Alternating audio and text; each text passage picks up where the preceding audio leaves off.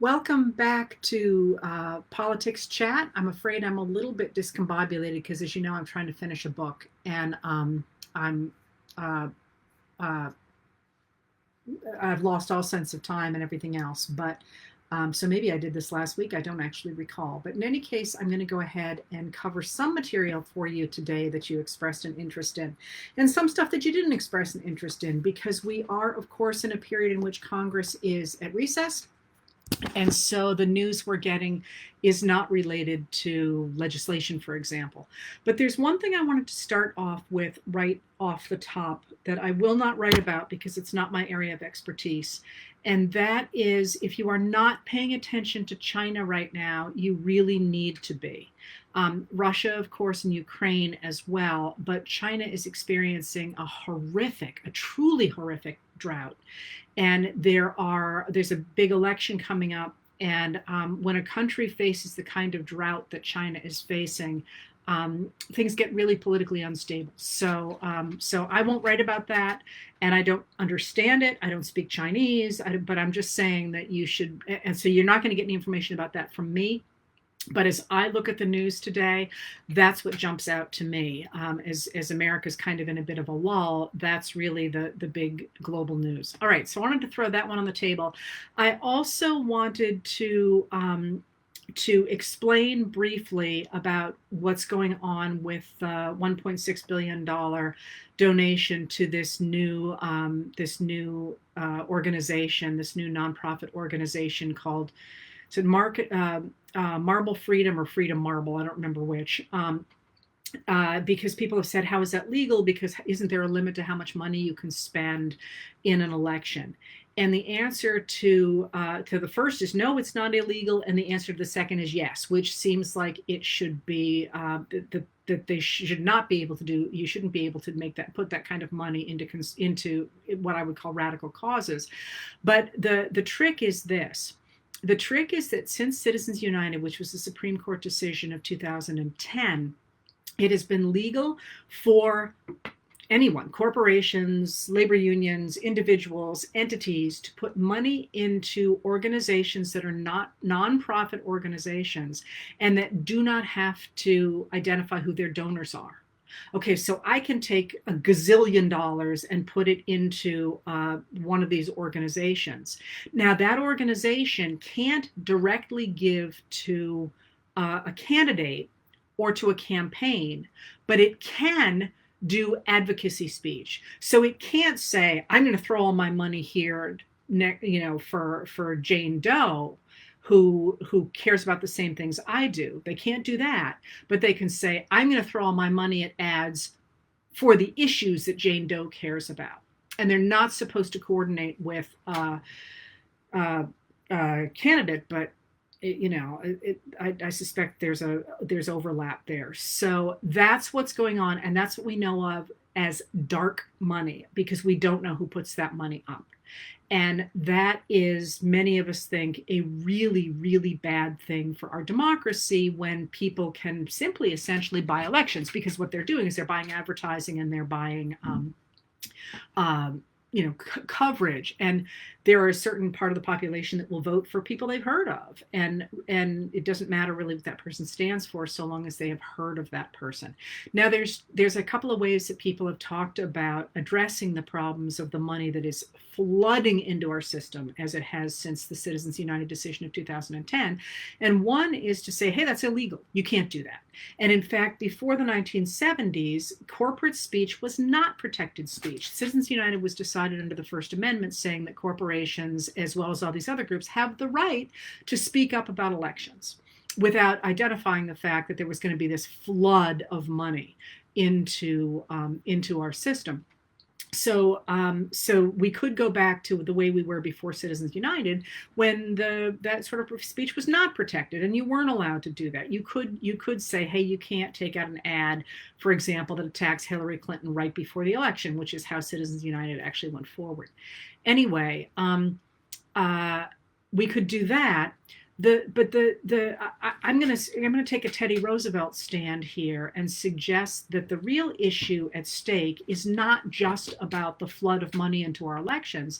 It's the fact that there is that kind of money to throw into elections.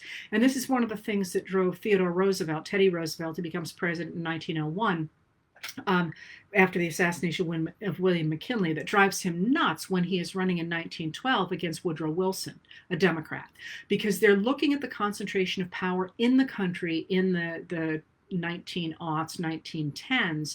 And they're saying we got to do something about the concentration of power. It's destroying our country, and we got to do something. And what Woodrow Wilson says we should do, and again I'm talking 1912s. Wilson says we got to break up all the monopolies and go back to a world where you've just got all these little groups, and get rid of, we got little organizations, and then we won't need to worry about concentration of power. And Theodore Roosevelt said, you're bonkers, which he thought about Woodrow Wilson for many reasons, but he said, you're bonkers because the modern world is such that that kind of money and power is always going to accumulate. So rather than saying we're going to get rid of this, we need to find a way to make sure that people can't accumulate that kind of money and power. So what I'm suggesting is that concept of making sure people can't amass that kind of money and power is a question for taxation and regulation. So that if in fact we were in the period in the 1970s before Ronald Reagan, and there was not such a huge difference between the people at the top of society and the rest of us, people wouldn't have $1.6 billion to give away.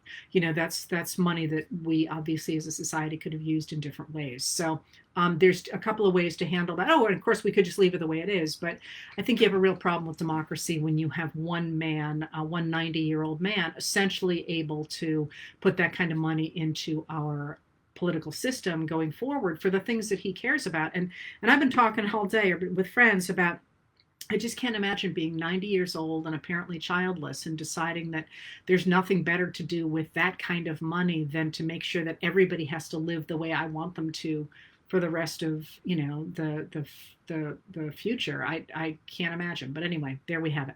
So that's what I wanted to get out of the way, is the Citizens United and dark money and what's going on with that. I mean, I get that that's confusing, because it really confused me too back when I started looking at this stuff. It's like, wait a minute, aren't there limits? There are limits to what you can give to a candidate. There aren't limits to what you can give to these not-for-profit advocacy groups. All right, and I wanted to talk about China. All right, so those are two things I just wanted to get off the table. So the bigger picture of what I want to talk today, and I will put together the questions you've asked about Trump and the documents and all that. I want to throw them under the umbrella of accountability, because one of the pieces of democracy that we are perhaps not as articulate about, and maybe I am not as articulate about, is when I say things like everybody must be equal before the law, that I think many of us interpret that as a safety thing. That means the police can't theoretically just come and take you and shoot you in your bed. I'm sorry, that one still sticks on me. And I won't talk more about this, but somebody has pled guilty today to falsifying an application for warrant to break into Breonna Taylor's apartment. Anyway, we think about equality before the law as a form of protection for people at the bottom, but accountability at the top is also incredibly important. And let me tell you the theory behind why that's important, and then break down some of the specifics of where we are with it today. And that is that the theory of a democracy that is based in political parties is this. Now, remember, the framers of the Constitution did not expect to have political parties. They thought that since they'd thrown off the monarchy, everybody was going to agree with each other and everything was just going to be lovely. And that, of course, breaks down during Washington's term. And, I make a joke a lot on the podcast with Joanne about how much I dislike Thomas Jefferson. And there are many reasons to dislike Thomas Jefferson, but I'll be honest, the reason that he really drives me over the mountain is because he lied. He was completely two-faced. And so one of the things where that really jumps out, aside from everything else, is that he knew that George Washington was extraordinarily concerned about the rise of what he called factionalism, political parties. And Thomas Jefferson actually goes to Washington and says, "Oh, this is so horrible. People are breaking up and they're creating these political parties, and this is such a horrible thing." Well, you know who was doing it? It was Thomas Jefferson who was doing it. So, and it turns out actually that democracy needs political parties. And I'm only going to talk today about two political parties, but this is applicable to a number of political parties. And we have had a time in America, really dramatically, where we had a one-party system. And and I'll talk about that in a minute, about what that did to equality under a one-party system. But the thing that most political scholars point to is the Confederacy actually was theoretically a one-party system, and it fell apart politically almost immediately.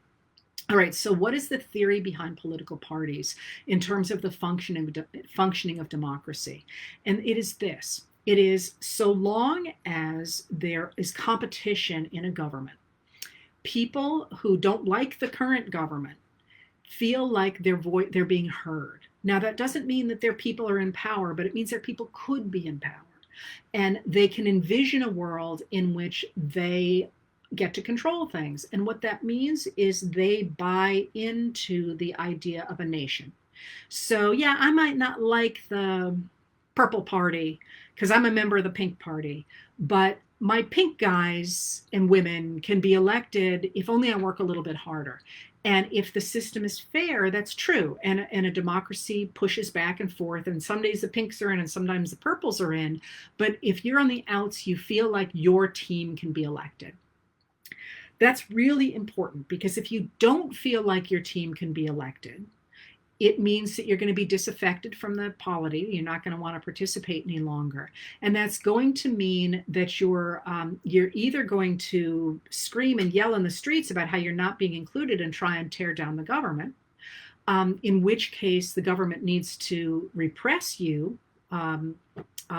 violently, or you are going to try to undermine the government in some other way. So you're either going to lose a lot of people, or you're going to have to repress people, or they are going to overturn the government. In all of those scenarios, you've created an unstable situation. And this is something that people like me, I am not a revolutionary, care a lot about, is stability in a country. Because I personally believe, and you could absolutely disagree with me, is that that most people want to have a stable government, because that's the best way to make sure you get food, and that's the best way to make sure you can educate your kids and all that. So you don't want any of those destabilizing situations. All right. So the other piece of having oversight and accountability and two healthy parties is that so long as the outs have a viable chance of taking over the system, they're constantly going to be criticizing the ins. They're going to be constantly being like, "Oh, wait a minute, how did you spend that money? Oh, wait a minute, where have you been? Oh, wait a minute, what are you doing?" And you want that sort of accountability because it helps to keep a government honest. Doesn't always keep it honest, but it helps to keep it honest. First of all, because you're going to catch people who aren't honest. And second of all, because the leaders of the people on the ins, for the most part, are going to want to make sure they don't put criminals in office, because they know it's going to hurt them. So you need that system of accountability in order to keep the system cleaner. Okay, why did I just go on like this about the theory behind political parties and accountability? Because we have a real crisis in America, because the Republican Party leaders have not been held accountable for a long time. And I'm going to break that down in a little bit, but I want to point out today, for example, we have a former, I think he's a Speaker of the House from Alabama. He was a member of Donald Trump's 2020 campaign committee, who has been indicted for sex abuse. I've got the thing open over here. It's in the some Alabama newspaper. We've got the case of Tennessee, two leading Tennessee lawmakers who have, I believe, been indicted now. Hold on, that's over here as well, for federal corruption charges. We've got all the crap happening in Florida with the Joel Greenberg, who was the tax collector for Seminole County, and whether or not that includes Matt Gaetz and other people in Florida who simply did not have the kind of oversight that kept them on the straight and narrow, if you will. And that kind of sort of raining down of lawsuits and of indictments for a number of people matters, because what that shows is that there has not been oversight of that particular group of people. So one of the things you will see, for example, is Republicans now saying, oh, well, if Hillary Clinton had taken documents, the left would be defending her. And the truth is that you don't really have a lot of scandals right now on the part of the Democrats. Not because Democrats necessarily are cleaner or, ultimately cleaner than Republicans would be, although in this moment they are, but because the Republicans have been picking off anybody who looks vaguely corrupt on the Democratic side for years now. So yes, the Democrats right now are way cleaner than the Republicans, because the Republicans have been able to do whatever they wanted without fear of oversight. Why didn't they have oversight? The answer to that is, I'm sorry, I was going to tell you one more thing about corruption on the Republican side. They did not have oversight because, I don't remember what that was. They did not have oversight because the Republican Party, beginning in really the 1990s, but before that with the fall of the Fairness Doctrine in 1987, began to really indoctrinate their followers with the idea that the Democrats were socialists, they were attacking America, they were anti-American, and it was imperative to have Republicans in power and nobody but Republicans in power, or it would destroy America. So what they did is they managed to create, both with that rhetoric and with gerrymandering, they managed to create districts that were safe. That is, a Republican could do anything and still be elected because people were simply going to vote Republican no matter what. And you can see that now in many areas, like that in Georgia, where Marjorie Taylor Greene is a candidate. She's not a good, she has nothing for her constituents, but she's going to be reelected because they vote Republican. Herschel Walker, same thing. He may or may not be elected, but that's no candidate. There's just, it's crazy to think that the party can't do better than they're putting up right now. And that's absolutely true. If you look across the board, the Republicans have an extraordinary number of really weak candidates because they know they're going to be elected. Now, when have we seen that in America in other times? We have seen that in the Solid South between 1877 or so and 1965, when they held elections all the time.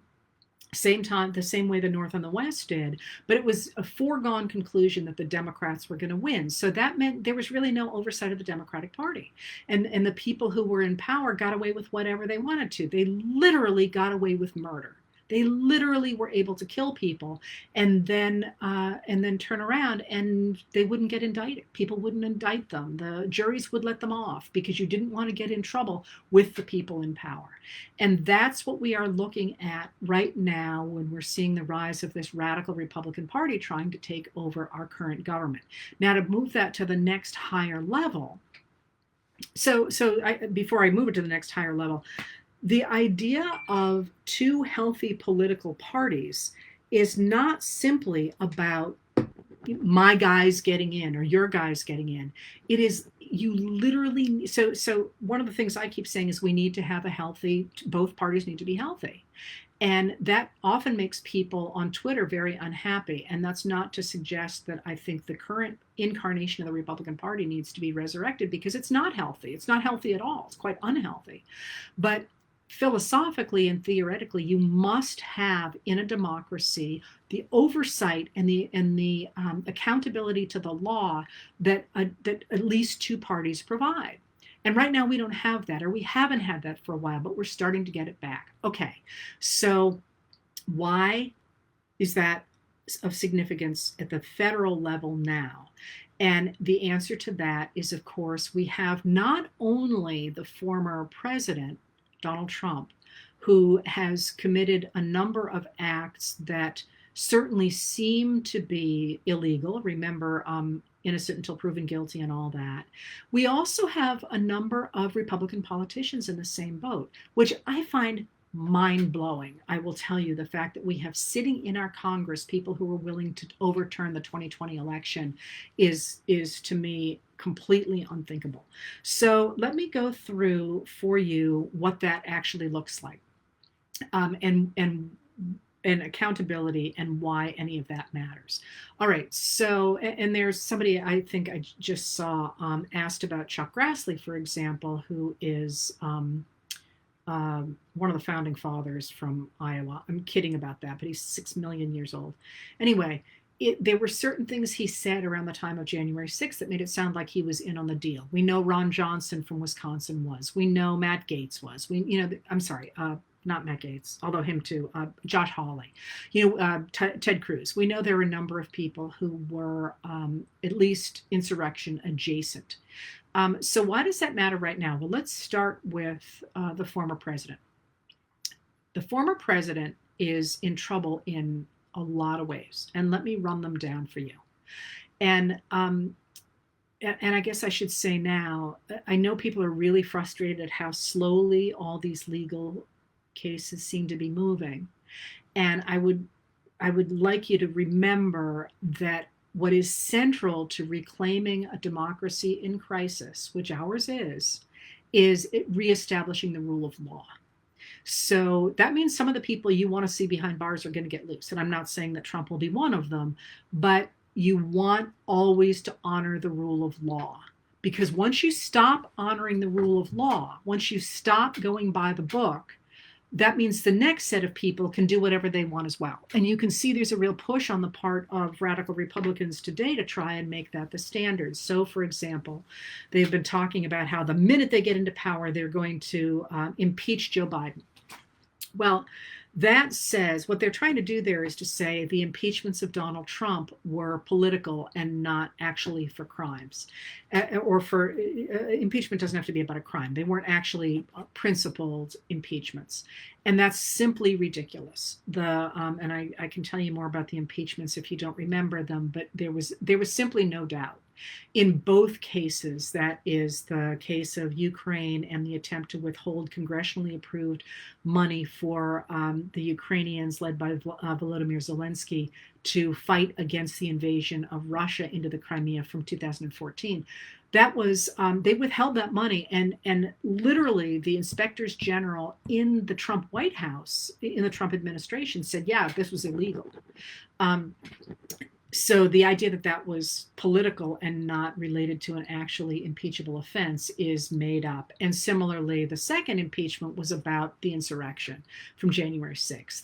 Now, the idea of simply impeaching Joe Biden because they don't like him is really a dangerous concept. I mean, that says basically that we don't have the rule of law. We can go after people solely on political grounds, which is one of the reasons that many of us are extraordinarily concerned about the current crop of Republicans, because they don't believe in the rule of law.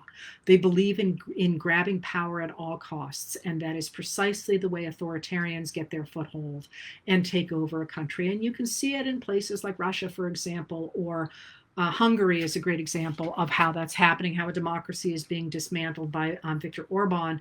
And the fact that the Conservative Political Action Conference likes him, has him over to talk, goes over there. Tucker Carlson broadcast from Hungary says something about how they view the rule of law. So the reimposition of the rule of law is incredibly important, because it says just that. Nobody is above the law and nobody is below the law. And so the rule of law is incredibly important right now. So what does this look like for the former president? He's in trouble in, by my count, at least 4 places. And the way you can tell that he is concerned about this is by, and I'm not suggesting you need to subscribe to this, but he's having periodic meltdowns on his network, whatever it's called, and they are, you know him. He basically can't hide anything. He's so you can tell what he's upset about, and he is extraordinarily concerned about at least 2 of the things I'm going to tell you about. So the first of those is Georgia. Okay, so the issue in Georgia is this. Before before January 6th, Georgia was one of the states that voted Democratic and gave its electoral votes to Joe Biden. And the heart of Biden's strength in Georgia was Fulton County. Now, Fulton County, it's really interesting because Fulton County has a long history of sort of messing up its voting. And because of that, because it's slow or whatever, because of that, there were actually observers there. So it's actually, they know that they could say it's really clean because we literally had people watching this happen this time around. Which is unfortunate for the former president, but it's very good for the rest of us because we want a clean election, regardless of how it comes out. We want clean elections. And it wasn't that the Fulton County stuff hasn't been clean in the past, but it's always like slow and it's always kind of messy. So the Trump campaign wanted to change the vote in Georgia, especially in Fulton County. And what happened was that Lindsey Graham of Georgia apparently called the Georgia Secretary of State, Brad Raffensperger, and basically said, can't you throw out the votes we know are bad, even though they weren't bad, in Fulton County and find the votes that Donald Trump needs? Well, this is illegal. Of course, you can't do this. But Raffensperger went in public and said this happened, and Lindsey Graham came out and said, "No, that's not what happened at all." And there was no record. It was completely, a phone call between two people. We don't know what happened. There's no evidence, right? There's just he said and he said, right? So when Trump called with people on the line, including a lawyer and a number of other figures, Raffensperger taped it. So there's actually not even just a transcript, the tape, you can hear it. You can go online and listen to it. It's quite long. I actually have read the transcript a number of times. I think it's almost an hour, maybe a little bit over an hour, which is a long time to listen to people you could hear Raffensperger trying to get Trump off the line and Trump trying to push him. And in any case, the reason that this is problematic for the former president is because he's on tape asking an official from Georgia to change the votes in an election. And it's quite clear what he's doing. And it's illegal. And the problem with many cases is saying, do we have any evidence? In this case, he's on tape. So that's a case where you can see, again, in his commentary on Truth Social, I guess it's called, and the other places he and his people are complaining, is you can see he's very concerned about this because it's in the Georgia Constitution. It's like a crime to do this. So he's very worried about this. And this is the place where Fani Willis, who is the prosecutor for that county, is trying to get Lindsey Graham to testify, and Raffensperger has testified, and lots of people have testified to a jury, to a grand jury. And so you can tell he's nervous about that. So that's one thing that's out there, and that's a form of accountability. Then there's New York. There are property cases in New York that right now are civil cases, but there are, the question is how Trump valued his properties. And the thing that's interesting about that is that the CFO, the chief financial officer of the Trump organization, a man named Alan Weisselberg, this week, I don't know what day it is, maybe last week, recently, pleaded guilty to basically avoiding taxes, which doesn't sound like it's a really big deal, but he has to testify against the organization when it goes into trial. Might be September. It's either September or October. So he's not going to testify against Trump, but he's going to testify against the Trump organization. And you sit there and you say, well, who cares? I want Trump. Well, remember that the Trump organization was kind of a shield for Donald Trump because he would do stuff, or the organization would do stuff without oversight because it's privately held. And so it could avoid taxes without it actually looking like it was him avoiding taxes, for example, in the case of that Weisselberg just got in trouble for. So what happens if you keep weakening that protection for Trump? That's an issue.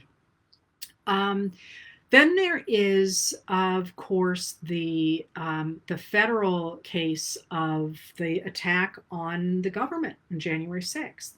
and what implications that has for the former president, because a number of people who are now being indicted for their participation in that attack on the US Capitol have said, I showed up because Trump told me to. And that's much harder to prove because that's, sort of an arm's length thing. But you can see that there are a number of ways in which the Department of Justice appears to be trying to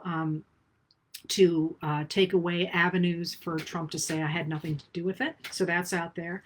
And then there is this issue of the documents at Mar-a-Lago.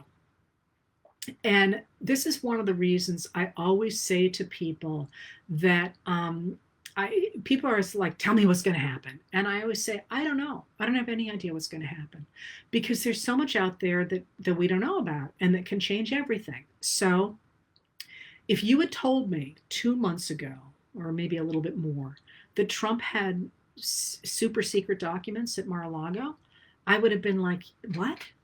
How is it truly was not in my realm of possibilities. And I know this stuff. This is just something that people don't do, or that presidents don't do. And the requirements for the Presidential Records Act are extraordinarily strict. And for most people, there's no reason to break them. I mean, why would you want to? Like if you're Barack Obama and you can't have the things that you might want to have, because like I say, everything that goes through the White House has to be cleared by the National Archives and Records Administration. So for example, if Obama has a picture, and I'm making this up, but if Obama has a picture of him with some famous rock star in the White House, he can't take that unless the National Archives says he can. But why would you want to take that if it's all going to be in your library? I mean, to me, it makes sense to put it in your library. Anyway, it's not something we had tripped over before. And when the news of this broke, it was really interesting because my first reaction, and one would think I would be more cynical by now, was, oh my God, I can't believe this, because I recognize what a big deal this is. Because I handle documents, not secret documents. I know how hard it is to handle secret documents. But I get how documents are handled. That's what historians do. And I thought, my God, what was he thinking? And in my mind, I thought, oh, I bet he's got maybe 3 or maybe as many as 12. Could it be as much as 12? No, it couldn't be more than 12. Now we know he had more than 1,000 pages of documents.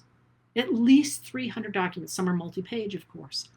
This is simply unthinkable. It is simply unthinkable. And they're not only secret and top secret, they're also in a third category, which is compartmentalized, and that's not the official name for it. I can never remember the actual name for it. But what that means is that nobody can look at all the pieces of it. It's that secret. So if I'm a nuclear engineer or whatever, I can look at one piece, and you over there as something else, as a military advisor, can look at another piece, but we can't see the whole thing. It's that secret. He freaking took that out of secret spaces and put them in a closet in a hotel. So the reason that is to say, when it broke, even I was like, oh, well, it's terrible, but probably not a huge deal. I mean, a huge deal, but like sort of I'm putting it badly. It would be a huge deal anyway. But his reaction when he was outed said to me, oh boy, this is way bigger than I'm giving it credit for. This is really big, because he went nuts. And so did his advisors around him. And they threw one excuse after another at the wall. And now they're trying to whip up their supporters against the FBI. But the truth is that depending what's in those documents, and my guess is that we will never know because they're that secret, that's our lives he put at risk. That's our country. Those are our documents. And they're not kept secret because, our military advisors want to feel like they know things we don't know. They're secret to protect our intelligence. They're secret to protect our military. And the idea that anybody would, I mean, if you or I walked off with a single page of one of those things, Well, look what happened to Reality Winner. Of course, she leaked to the media, but we'd be in prison. And the fact he basically just took all these documents, that itself is a huge deal, a huge deal, huge deal. But then there's the next piece of it. Why? Why did he take those documents? And who else has seen them? Because, and you can see now why the government is completely freaking out about this, because we have operatives all over the world, as every country does, to protect ourselves. And we don't know if they've been compromised. What about, there was a piece in Bob Woodward's book, one of Bob Woodward's books, in which Trump brags about a super secret new weapons system that the United States has. And when Woodward and other reporters asked the military about it, they're like, well, we didn't think anybody knew about that. And so, I mean, that's the only reference there has been to that system ever, but maybe that's what he took. Then there's the next question. How did he know what to take? And so who else is in on it? Because we know he is not the world's best reader. And those are, it's not like they're going to be written in such a language that I anyway would understand the numbers and all that. So that there, and his really off the charts reaction to the fact he has been discovered to have these documents, suggests to me that's a really, really, really big deal. And so I have nothing more to add on that front, because people are saying, well, why does the rule of law not hold here? Let me explain why I think the rule of law doesn't hold. So let me start with the fact that I'm a huge believer in the rule of law because I study Reconstruction. And one of the key failures of Reconstruction comes from the fact that there were no civilian penalties for participating in the insurrection. There were some military penalties, mostly over the people who oversaw the concentration camps.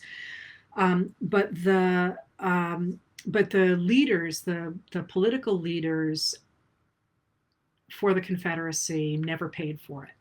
And what that meant was it remained cool to talk about the Confederacy and to talk about how great it was. And you can't say the same thing, for example, for the Taiping, happened the same time in China. And the idea of participating in the Taiping became odious after the war because of the violence against those fighters. In America, we never made treason unattractive. There was no penalty for going out and talking about how great the Confederacy was. And that, first of all, caused huge problems, of course, for Reconstruction. And I do like to point out that when we say that nobody was ever executed after the Civil War, that's a lie. There were a lot of people executed after the Civil War. They were the Black Union supporters. So the Confederates, the white Confederates, weren't executed, but they executed Union people. And that's a really important thing to remember, that while the legend is that things were pretty good for the white Confederates, that was very true. But they turned around and they killed people who'd fought for the Union or who supported the Union. And that's really unusual after a Civil War. All right, so we have that example ahead of us, and I think it's poisoned our politics ever since, to be honest. But in a more immediate sense, our issue is with holding presidents accountable. And after Watergate and Nixon's resignation in 1974, of course, we do not have any indictment of Richard Nixon, because his impeachment went through the House Judiciary Committee, and before it went to the House floor, the Republican senators, including Barry Goldwater, actually went to the White House and said to Nixon, dude, it's over. You're going to be impeached by the House, and the Senate's going to convict you because it's really clear that you covered up this burglary. And we don't know where that's going to go, so you better resign. And when he did that, then Gerald Ford pardoned him. His replacement pardoned him. And lots of talk about there being a corrupt deal there, and I guess I shouldn't weigh on this. My sense was more that Ford actually really thought he was doing the right thing, but it has come back to haunt us because it wasn't part of the rule of law, and we got from that moment a couple of things. First of all, we got the memo from 1973 from the Department of Justice. It's not a law, it's simply a memo that says that you can't indict a sitting president, with the argument that too much of a president's time will go into fighting the legal battle if he is indicted, that he won't pay attention to the needs of the community. But there is nothing at all that says that you can't indict a former president. So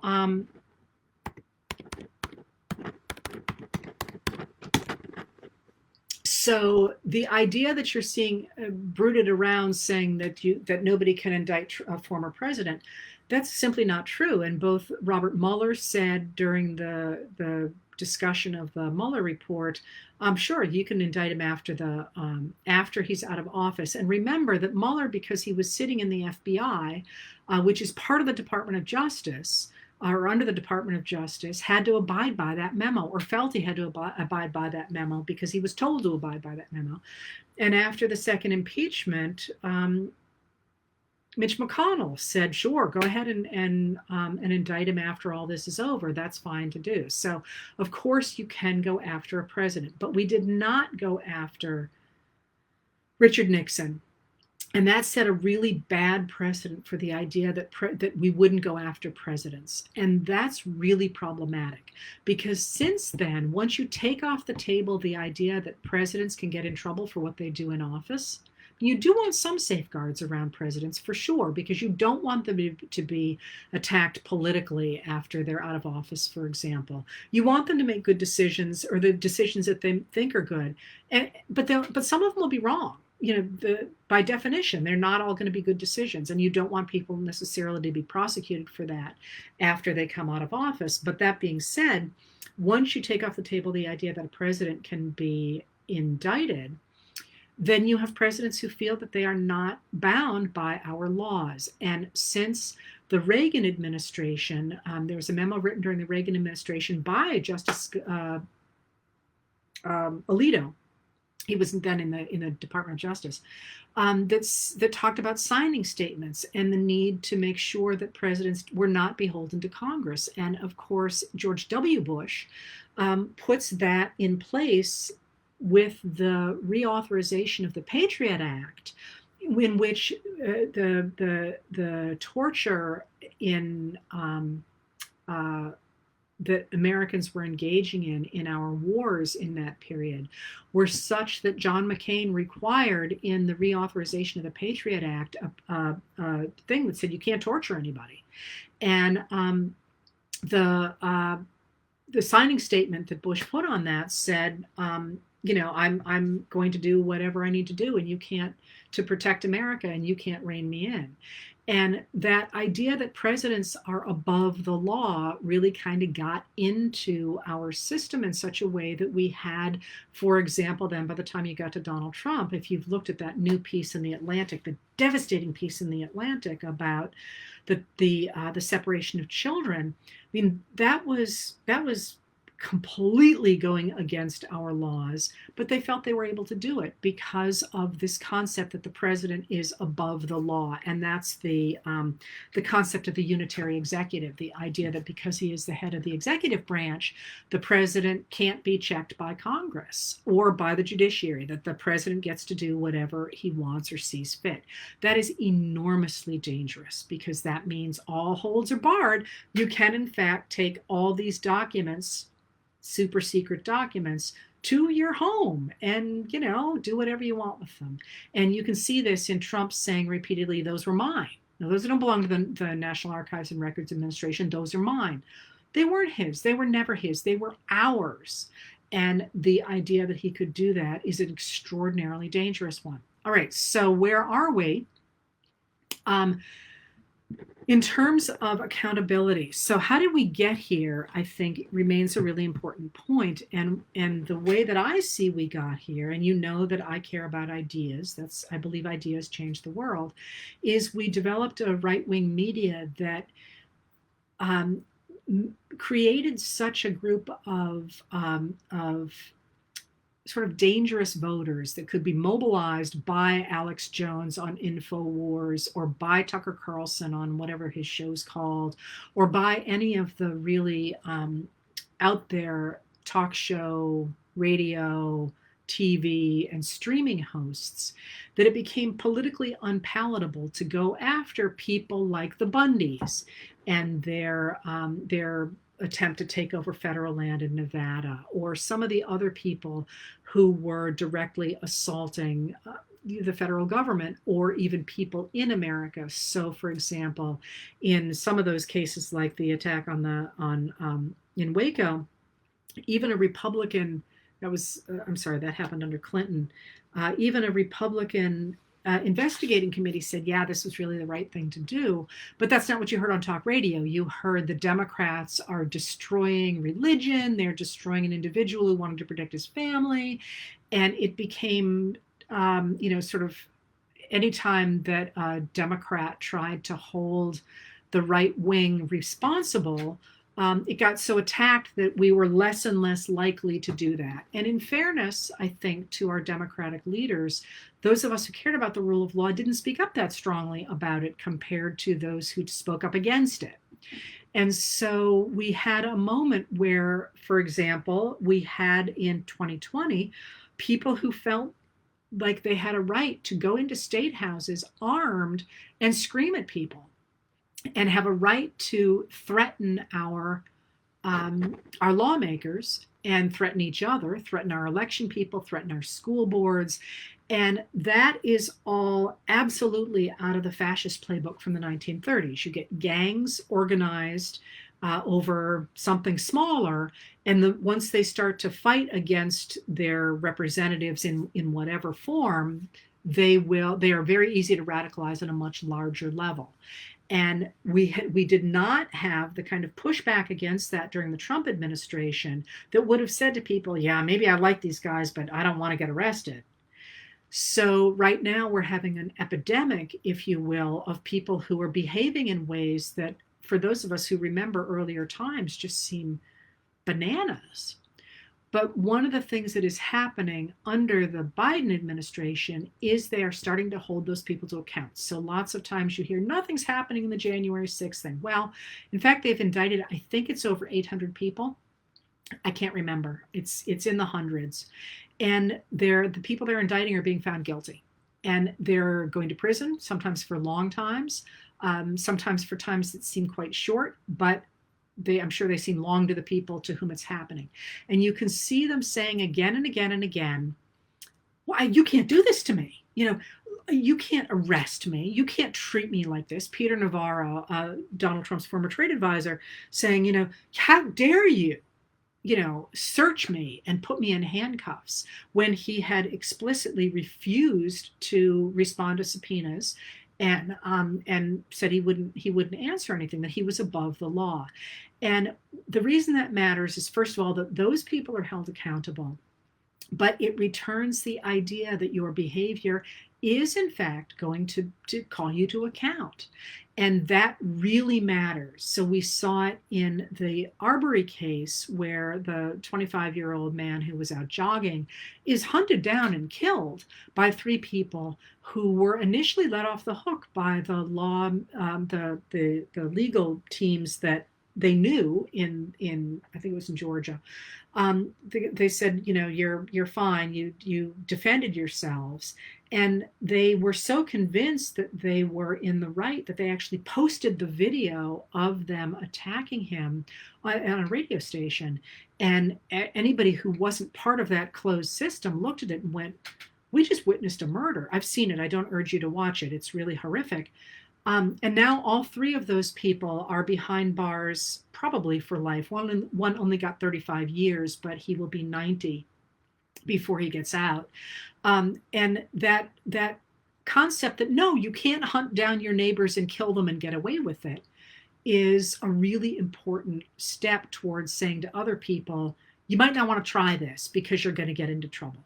And today, two of the men who wanted to kidnap and probably hurt, I won't go further than that, Governor Gretchen Whitmer of Michigan in 2020 were found guilty by a jury and guilty of attempted kidnapping and possession of deadly weapons or maybe, well, I shouldn't say that, possession of bad weapons. I don't remember what category they fell in. That's important because it says, hey, you're not above the law. And you could, in fact, find yourself getting into trouble by acting in these ways that have in the past been permitted by people like Donald Trump. So where does that leave us? That leaves us in a couple of places. I'm trying to see if I can catch up with some of your comments here. So what do you do? So if we got here by the power of the right-wing media to push an agenda, and that agenda is not popular. It really is not popular. And again, the fact that this dude felt he had to drop $1.6 billion into making sure that they stayed in power says he doesn't believe they can stay in power without this extraordinary sum of money. So where does that leave us in terms of pushing back? It leaves us with being really careful about the sources you find. So, for example, CNN has recently been acquired, and CNN has always been a place where, I mean, I read a lot of different places. CNN has always been a place where you could do a reality check against other things that were happening, but it has now really slid far to, not far right, but it has slid to the right in ways that are corrosive, I think, to democracy over the last couple of days even. So you need to be careful about that source. Where you find your news is important. Also, though, is the idea of speaking up for the things that you believe in. And we know, again, political scientists know that you change opinions much more by talking to your friends than you do by, screaming from the rooftops because people don't pay attention to you. But those of us who care about the rule of law need to demand the rule of law, not only for people like the former president, who's the big fish, of course, but for people like the men who murdered Ahmaud Arbery. Because that holding of people accountable at the local level for the way they behave in school board meetings, for the way they behave in town meetings, that matters. It matters that we hold people accountable for their behavior and what they do. So the reason that I keep mentioning Arbery today is because one of the things that really jumped out to me when I looked last night at the release of the document that the Trump team released that is really absolutely damning about the documents that Trump has, is that they thought that would exonerate them. And it's terrible. And it just shows you what a closed bubble those people are in. And the degree to which you can break into that bubble, not for the true believers, they're lost. You're never going to convince Don Jr. that his father is behaving ill. But for those people who aren't paying attention, that's where this battle is for American democracy, not for one party or another, but for American democracy is going to be fought. Now, I got a few more minutes, and people have asked about third parties and what's happening. As you probably have recognized, there is a fight in the Republican Party. It is splitting apart. It has split apart. And it's interesting that you're not seeing a lot of articles about Republicans in disarray, because the story is always Democrats in disarray in the media. And yet the Democrats have had a phenomenal year and a half. They've passed landmark legislation. They've just held themselves together, and there's quite a spectrum. And they have put together an incredible package and done all kinds of amazing things. The Republicans, on the other hand, have split in two between the Trump people, who are organized around Donald Trump, either because they believe in what is essentially at this point a fascist message, and like the what that brings. And that could include people who otherwise would not be elevated to high positions because they can't make it in a real meritocracy, which is one of the reasons that Trump's final set of appointees were so weak. People like Chad Wolf, who was sort of a lobbyist before he got elevated to the head of the Homeland Security, either because they're weak or because they're complicit in something untoward that shouldn't have happened. So either they believe, or they are hoping to continue to climb on the backs of this man, or they are in trouble somehow with him, on the one side. And on the other side, and I actually don't think there are that many of those people, but on the other side, you have either people who are Republicans because they believe in getting rid of the New Deal and getting rid of business regulation, and remain on that side because they're frightened of the Trumpers, because, for example, they are willing to do things like not raise the debt ceiling, which the Trumpers are all over, that they don't want America to keep raising the debt ceiling because they feel like they can force concessions out of the Democrats if they hold them to account with the debt ceiling. That would absolutely destroy America's economic standing in the world, and it would never come back. So if you're an investor and you hear that, you're like, I'd rather deal with the Democrats than deal with those people, because that's going to destroy us forever. And people like Donald Trump don't understand that because they don't understand the way that works. So they're either business people, or there are people of principle who want to be on that side as well. People ask me, one more last question is, why are Hispanics in Florida and Texas siding with the Republican Party? And there are historically two reasons for this. I am not a specialist in Hispanic politics. I would like to be, I'm just not. But there are two traditional reasons that Hispanic populations often seem to be quite a good team for the Republicans, and one is more interesting than the other to me. The one that is less interesting to me is that the Republicans, by defining Democrats as communists and socialists, have managed to pick up people whose family members are suffering under dictatorships. So one of the things that people forget about is that often recent immigrant populations have many ties to their old countries. And so the way that American politicians are reacting to certain events actually has international implications. And that's not only true of Hispanic populations. This is one of the reasons that the invasion of Ukraine switched a lot of Ukrainian Americans against the Russians. So that's one reason. Another reason is because of the perceived emphasis on family among the Republican Party. And that's starting to weaken now as Democrats are actually being able to put laws behind their support for American families. That was another thing. And then finally, we have the issue of the fact that Republicans are making a huge push at Spanish language propaganda, essentially, and the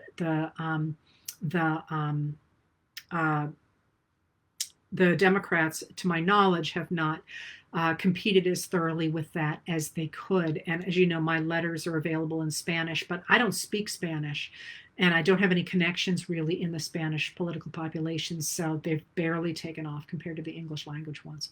So if anybody can help with that, that'd be great. They're free. I'm not trying to sell them. I'm trying to just spread them. So anyway, those are the questions I have. I had time for. And I believe I am not quite in an hour, but I'm going to call it quits anyway and get back to my book. So thank you for being here, and keep the faith, and go out and become poll workers and talk to your friends, not necessarily about a party, although right now the Democratic Party seems to be the only game in town, but about what we care about American values. And by that I mean the rule of law and accountability to the rule of law, and to the idea that we're all created equal, because at the end of the day, that's what this country is founded on. And when we lose that, we won't only lose our government, we'll lose who we are and our history and what we've always stood for. Thank you for being here, and I will see you later.